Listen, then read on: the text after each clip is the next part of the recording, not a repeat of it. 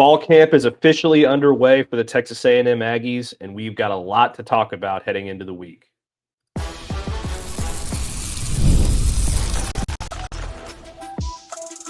You are Locked On Aggies, your daily podcast on the Texas A&M Aggies, part of the Locked On Podcast Network, your team every day.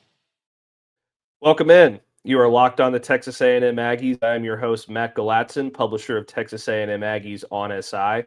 Thank you for making Locked On Aggies your first listen every day, part of the Locked On Podcast Network, your team every day. Today, I'm joined, as always, on Wednesdays by my buddy DJ Burton over at Texas A&M Aggies on SI. DJ, we are well into fall camp at this point. We have the first scrimmage for the Aggies coming up on this weekend on Saturday, I believe. But yesterday, the coaching staff met. The coordinators, Mike Elko, the head coach, Colin Klein, and Jay Bateman, the offensive and defensive coordinator, respectively, met with the media. They talked a lot about what they've been seeing so far in camp, who they've been impressed by. And we're going to get into that today. And then we're going to, later in the show, we're going to break down a little Aggies basketball news as well. But let's get into fall camp, DJ. I think that the biggest things that we've been watching so far in this camp have been, one, Marcel Reed, two, how this defense is coming together, and three, just the overall makeup of what this team is going to look like because there's so many new pieces going into it. I'm going to start. I think that,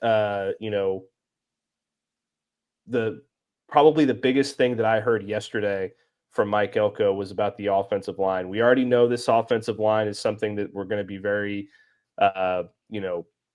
confident in going into the season. It returns six of its top six players from last year in terms of snap counts, and it returns a ton of experience. And this is what Mike Elko had to say about the offensive line yesterday. He said, "We want competition across the offensive line, and I think we're getting it. We have three kids that can play center for us. Mark Naboo and Koli Fiao are the obvious ones. Trey Zune is the other. He also spoke about Mark Naboo returning from his injury, saying he's taken another step in competitive nature, and he's taken another step in finishing his blocks. He then went on to say, what is noticeable is that there is much better comfort in playing together. The communication lines, when you're comfortable and confident in the guys playing next to you, it's much easier to communicate through the different combinations that you might see in front of you." DJ, I think this is all around. I think this is great news that we're hearing from Mike Elko, especially the part about the competition, because we know how important competition is along the offensive line and how, kind of melding together and being a cohesive unit is the most critical part to being an effective unit. Yeah, 100%. I think probably one of the most important things about being a good offensive lineman is being able to play multiple positions. And you get guys that are, all conference guys at, tackle, and you can have guys like Zune go in and play center. That just speaks to the depth and the quality of offensive lineman that you have. And honestly, that's what's going to get you drafted as an offensive lineman. You don't have to be the best at one position, but if you can be great at two positions, you're going to get drafted 9 times out of 10. So definitely getting all of your best offensive linemen on the field at the same time is definitely a challenge, especially if you have, like you said, they have 6 guys that played significant snaps coming back. And you want to be able to get all 6 guys on that field, but you're not going to be able to all the time. So just making sure that you have those players that can come in, step in, and play, a position they're not used to. It's just so valuable for your unit just to be able to, just be successful in that way. Yeah, and you talk about that, but you also talk about the depth in terms of injuries. It gives you an opportunity to, if a left guard goes down or your center goes down, or whichever position it is, let's say Mark Naboo goes down with an injury again next year, or one of the other centers goes down, you could slide Trey Zune into that spot. You could kick somebody else out to left tackle. Positional versatility is such a huge part of this offensive line, and what makes it such a good unit. And I'm interested to see what the best combination of 5 is going to be. I think that we probably already know what it is, but maybe they see something in the scrimmage this Saturday, or they're seeing something throughout fall camp that maybe gives them a different perspective on what that unit's going to look like. Yeah, I definitely agree. I think it would be shocking if Crownover wasn't at right tackle. But at Mhm. the same time, Fathery's a guy that, he deserves to be there too. That's the hard part when you get so many quality offensive linemen. You can't, it's hard to choose. And so that's Mhm. the biggest part about fall camp is just figuring out which guys are going to be the 5 guys that you rock with. Yeah, absolutely. And he also spoke a lot about Marcel Reed, and I know that you had some pretty interesting takes on that one. Yeah, one of the reporters at the media availability asked him what it takes to be a playoff caliber quarterback. And um, Mike Elko said that it had absolutely nothing to do with stats or play style or anything like that. He said, no, we've seen plenty of different quarterbacks with different play styles come in and lead their team to the playoffs. He said, we've seen pocket passers. We've seen guys that are better at running than throwing. And it just that kind of stuff doesn't matter more as the intangible things that you personally have, like traits inside of you. So he said the biggest things that he sees in playoff contending quarterbacks are competitiveness, an ability to lead, and just being able to bring the entire offense together and get them where they need to be. Uh, and then from there, you have to be able to build around that key player. And honestly, I feel like that's what we've seen from Marcel Reed so far. He's showing all of the competitiveness, the competitive nature, his leadership both on and off the field. I mean, I don't think I've ever heard anybody talk negatively about Marcel Reed as a person. And so to me, it sounds like Marcel Reed is the quality of person that you need to be leading your team to what, uh, honestly, the entire point is. Yeah, absolutely. And it's interesting that he brought that up because there were 2 quarterbacks last year in the college football playoff that um, weren't necessarily the most physically talented passers, weren't necessarily the fastest, the most mobile quarterbacks in the world, uh, you know, weren't necessarily the most accurate passing quarterbacks in the world. Their names are Will Howard and Riley Leonard, and they played for a national title last year. The reason that those guys were able to get their team to that point, there were various factors that went into it. Obviously, Ohio State was a super talented football team, arguably the best defense in college football. Absolutely disgusting wide receiver core with Jeremiah Smith and Emeka Ibuka and Carnell Tate and all these guys, and 2 of the 4 best running backs in the country, but also Will Howard, no pun intended, willing them across the finish line against teams like Texas and Oregon, all these different instances down the stretch that he was just pushing his team over the finish line, giving them that extra bit that they needed to make it all the way.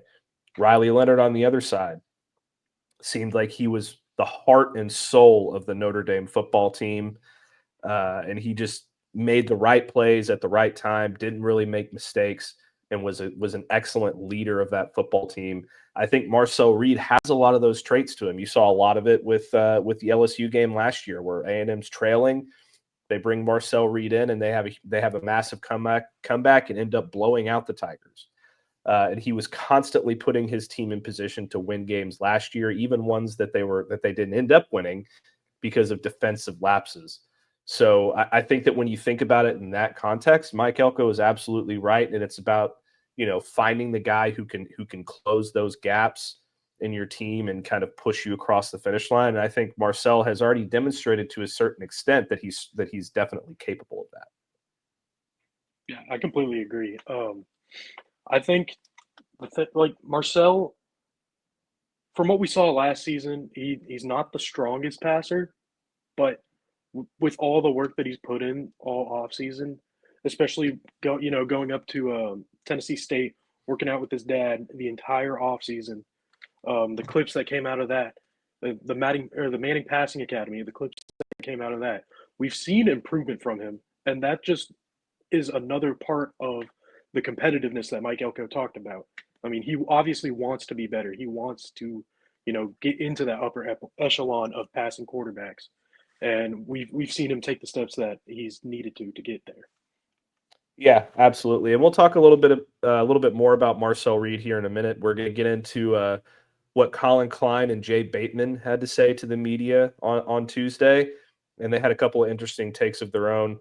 And then a little bit later, as I mentioned, we're going to get into the new SEC schedule for Texas A&M in basketball. So that's going to be some fun to talk about. But stick with us after this break, and we'll be back on the other side.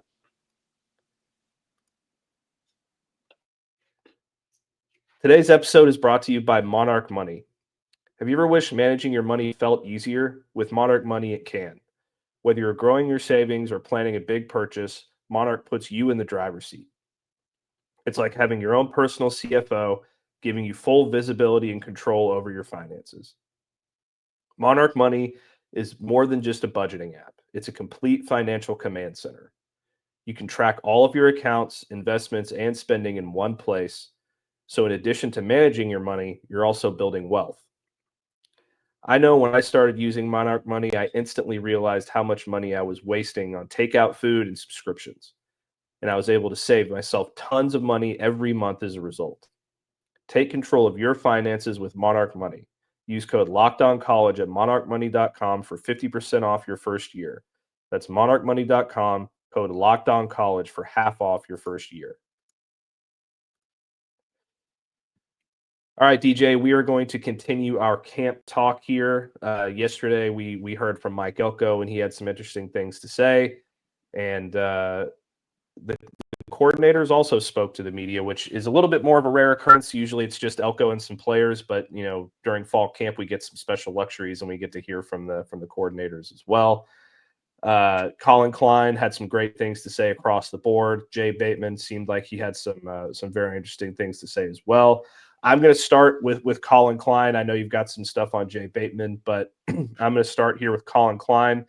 And my big thing that he talked about yesterday was, kind of on the back of what we finished with in the last segment with Marcel Reed. He just talked about Marcel Reed's progression from year one to year two and the things that he's seen him build upon. The first one was just another year in the system, continually working together. Growth has been fun to watch across the board. And the entire unit is in a better place. And he's talking about the way that Marcel has, improved as a quarterback and that entire unit of quarterbacks has really taken a step forward for having another year in the system. But then he went on to say for Marcel specifically, the things that he's improved upon have been his eye discipline, his progression discipline. And he said, as our passing game continues to grow and we continue to develop it, there are a lot of pieces and a lot of components that have to come together. And it sounds like, he's really, really excited about that growth that Marcel has shown. And, he's kind of using his experience as a quarterback himself to kind of help Marcel get through, this part of his development process. So I thought those were all very interesting takeaways from Colin Klein, and it really gives you some confidence in Marcel now as taking those steps forward and correcting those issues that he had last year going into next year, that he can really take this job by the horns and get it done. Yeah, I think pairing Marcel Reed with Colin Klein is honestly one of the better matchups or coordinator-quarterback matchups you can have in college football, because Colin Klein, he's done it. He was a Heisman finalist the year Johnny won it. He knows what it takes to be an upper echelon quarterback. And so he knows what would help or what would have helped him when he was playing the position, and can apply that for Marcel Reed. And, he knows what it takes to be a quarterback compared to, other coordinators. Whereas in college football, it's pretty common for players that, like Mike Elko. Mike Elko was a safety, but it's pretty common for players who played defense to be an offensive coach and vice versa. Um, Yeah, but absolutely. so I think having that combination of the offensive quarterback, head offense coordinator, being able to directly coach the quarterback that needs, a little bit of improvement, I think it's going to help the two relate and just fast track the development. Yeah, absolutely. And some of the things that I talked about over the last couple weeks that I thought that, you know, that Marcel needed to improve upon, the eye, the eye discipline and the reads and going through his progressions was definitely one of them. I'll be interested to see, once we get to the scrimmage this Saturday, if he's been able to work on some of that other stuff as well in terms of, being more deliberate with his footwork and which, in turn will, just help sort of make his throwing motion more efficient. It takes him less time to gather his feet, those kinds of things. And whether or not they're able to really expand this playbook as we're hoping they can, based on, because last year, obviously, it was very, simplified version of the Colin Klein playbook because of last year's, offensive scheme was really built upon Connor Wegman being the starter. How that evolves with Marcel Reed and how he's taken a step forward going into this season, and how the playbook evolves as a result of that. That's going to be something really interesting to watch here over the next couple of weeks. But DJ, I know that Jay Bateman spoke as well, and I know that you had something that you really took away from that part as well. Yeah.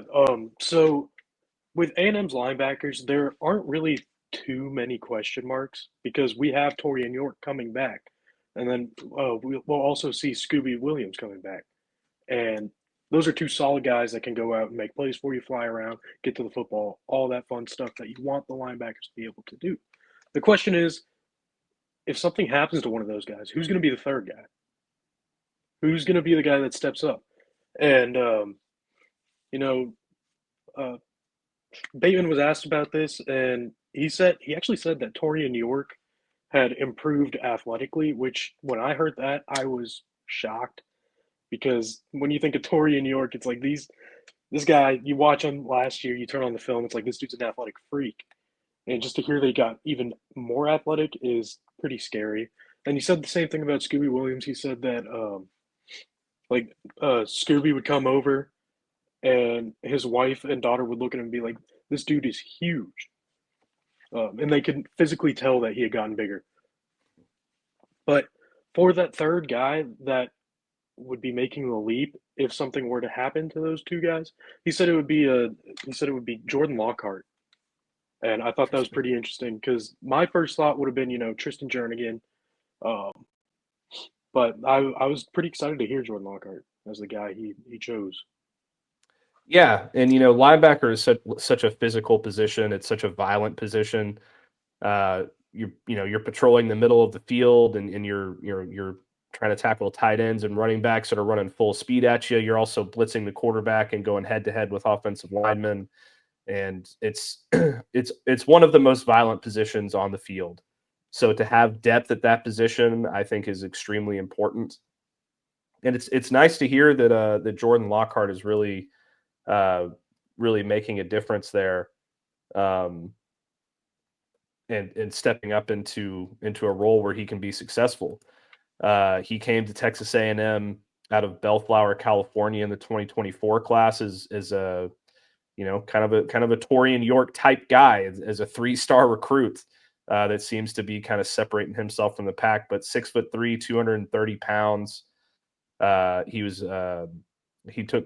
he participated in the Polynesian Bowl ahead of coming to A&M, and he wasn't necessarily the most heralded guy in that recruiting class. He wasn't necessarily the most physically gifted guy from the outside looking in. He wasn't the guy that people looked at was like, oh, this guy's kind of a freak.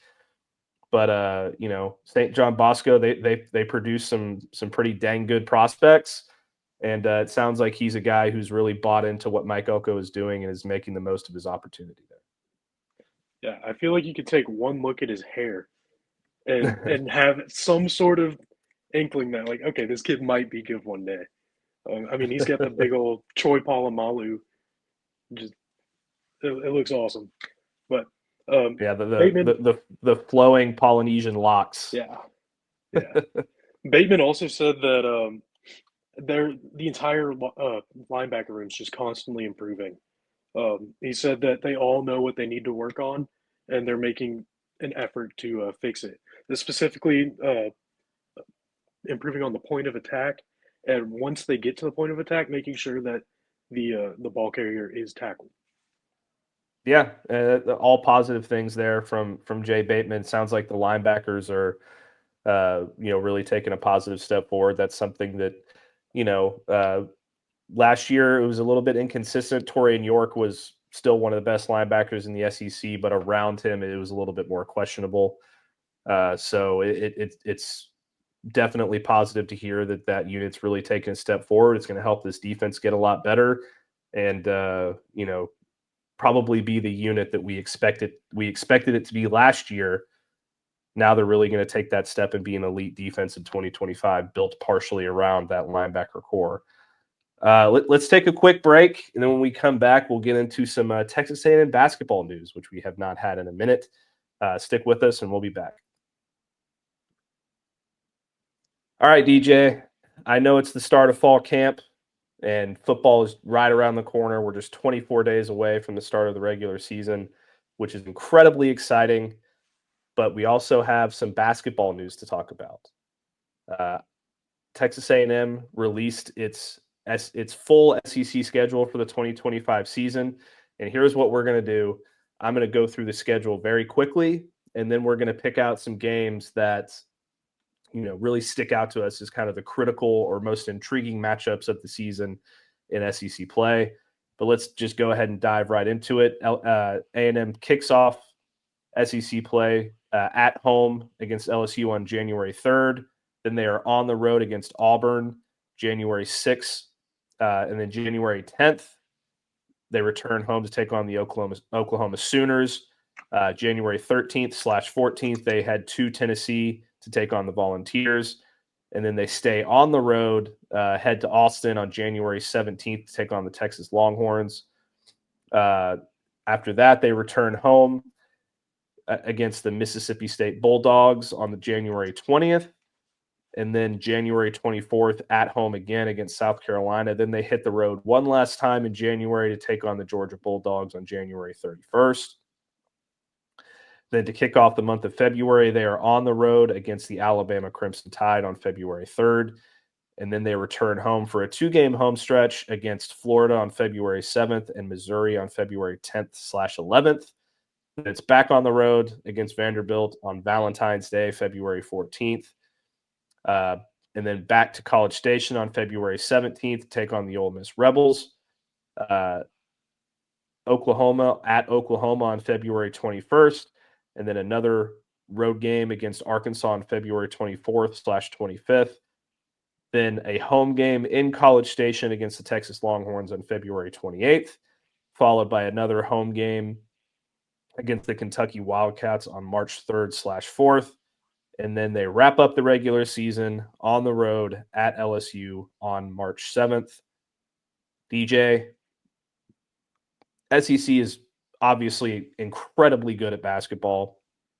Last year, it was arguably the best conference in the history of college basketball, just based on the regular season accolades and the way things shook out in the conference in the conference tournament and in the NCAA tournament. But what are a couple games on here that really stick out to you? I mean, I know that there's some that are pretty easy to point out, but there's a lot of good ones on here. The first one that kind of jumps off the board to me is Auburn, and that, like you said, that's one of the easy ones. They just came into College Station in the last home game of the season last year for the Aggies, and the Aggies took down the number 1 team in the nation. So obviously they're going to be remembering that, and now they have Texas A&M on their home court. So I think that one's definitely going to be one that will be a must watch. And then another one that kind of jumps out to me that's not as, easy to look at is the Vanderbilt game. Vanderbilt basketball last season, they were building something. They looked pretty good, and I mean they beat the Aggies if I remember right. Um, I was at that game. It was a rough one to be at, especially as an Aggie fan. But uh, that one's kind of a revenge game, and especially with Buckyball, I think Buckyball plays or pairs nicely against what Vanderbilt does. So I think it'll just be a very entertaining matchup. Yeah, I can agree more with that. I think that the ones that really stick out to me, number one, is the home game against the Florida Gators, defending national champions.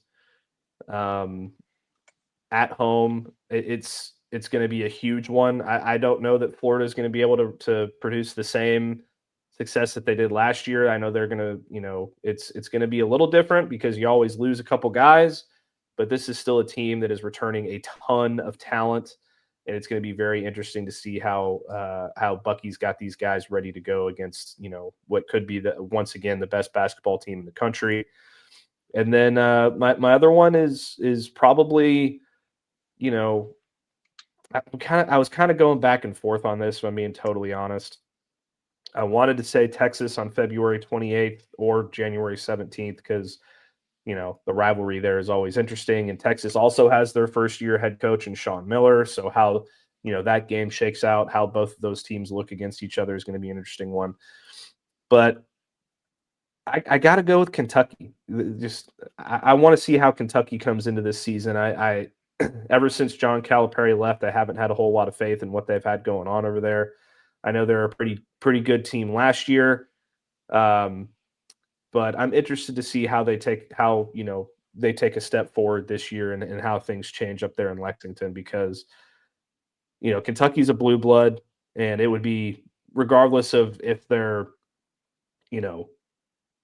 ranked in the top 25 or if they find themselves ranked in the top 5 by this point, it's always a very big indicator of where your program is when you have to take on a blue blood program like Kentucky. So, you know what? I'll throw an honorable mention one in there. Alabama. I thought Alabama was arguably the best team in the SEC last year. I know that Auburn was number one for most of the year, and I know Florida won the national title, but what they've had going on over there in Tuscaloosa over the last few years, I think has been incredible. And I thought they were the best offensive team in the country last year, at least in the SEC last year, at least the most exciting to watch. And how Bucky Ball matches up against that kind of offensive attack, I think is going to be really interesting as well. Another one that I think could be pretty fun to watch is Ole Miss. I was just sitting here thinking about that with all the rumors about Chris Beard coming to the Aggies. I wonder if there's going to be a little bit of bad blood from their end on that. And it would be fun to see how that plays out. Yeah, absolutely. And we all know that Chris Beard is also a former Longhorns coach, so you know that there will be no love for him in College Station when the Rebels come in February. But DJ, let's wrap it up there. We will be back tomorrow with another new episode of Locked On Aggies. But thank you so much for making Locked On Aggies your first listen today. For your second listen, please check out The Portal Show. Brian Smith has the latest rumors, portal entries, and signings. Be the most informed fan on the rapid changes to the college football landscape. Find The Portal on YouTube or wherever you listen to your podcasts. And don't forget to like the video, subscribe to our channel, give me a follow over on Texas A&M Aggies on SI and on X, Matt Galatzan. Follow DJ on X at DJ Burt. And we will see you next time.